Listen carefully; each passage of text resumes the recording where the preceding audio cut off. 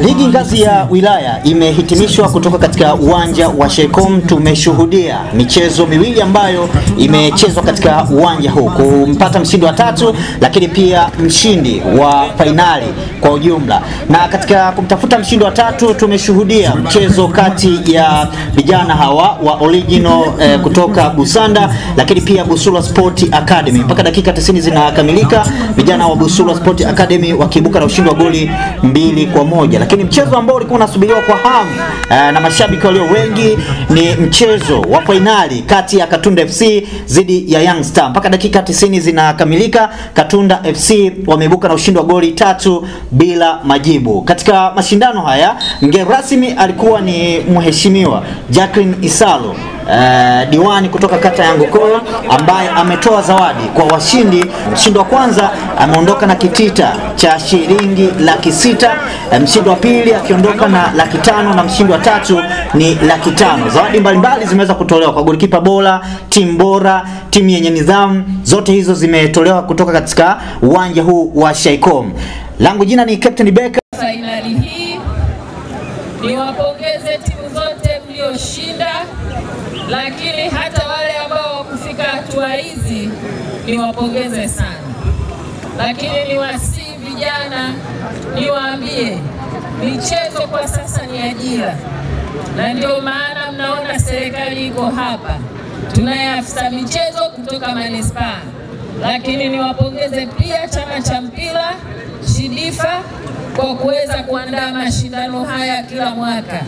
Lakini pia bila kusahau nimpongeze sponsor wa mashindano haya sasa kwa miaka mitatu mfululizo, Engineer James Jumbe Wiswa, ambaye ameweza kunyanyua na kusapoti vipaji vya soka katika wilaya yetu ya Shinyanga.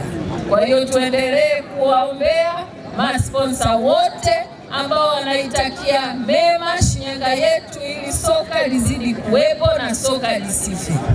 Hivyo basi nichukue nafasi hii kuwapongeza washindi wote ambao wamepatikana leo, wa kwanza, wa pili na wa tatu. Tutakwenda kuwakabidhi zawadi, lakini niwaambie mwisho kabisa niwatakie kila la heri mnaporudi. Muwe waangalifu, najua mtarudi mkiwa mnafurahi. Kwa hiyo niwatakie mwende mkiwa waangalifu ili kusitokee changamoto yoyote. Asanteni sana. Lakini pia hii ni chachu ya timu nyingine kwamba yanapokuwa yanaanza mashindano basi tushiriki, lakini naendelea kuhamasisha kwamba timu zote ambazo zinashiriki hizi ligi tujitahidi tusajili timu zetu ili tunapoenda kushiriki mashindano mengine yanayofuata ngazi ya mkoa, ngazi ya taifa, basi timu zetu ziwe zimesajiliwa na zinatambulika na Baraza la Michezo la Taifa. East African Spirits Company Limited ni kampuni inayojihusisha na uzalishaji wa pombe kali na bia. Kampuni hii ilianza mnamo 2018 ambapo ilianza na line ya plastiki. Tulianza uzalishaji wa bidhaa yetu inayoitwa Diamond Rock. 2019 tukaanzisha line yetu ya line ya glasi ambao tunazalisha bidhaa yetu pendwa Hanson's Choice. 2023 ndipo tulipoanza ku blend na ku manufacture beers zikiwa ni Hanson's Light, Goldberg, Basembi ambayo imeunga mwaka 2024 na Hanson's Dry iliyoanza uzalishaji mwaka 2025.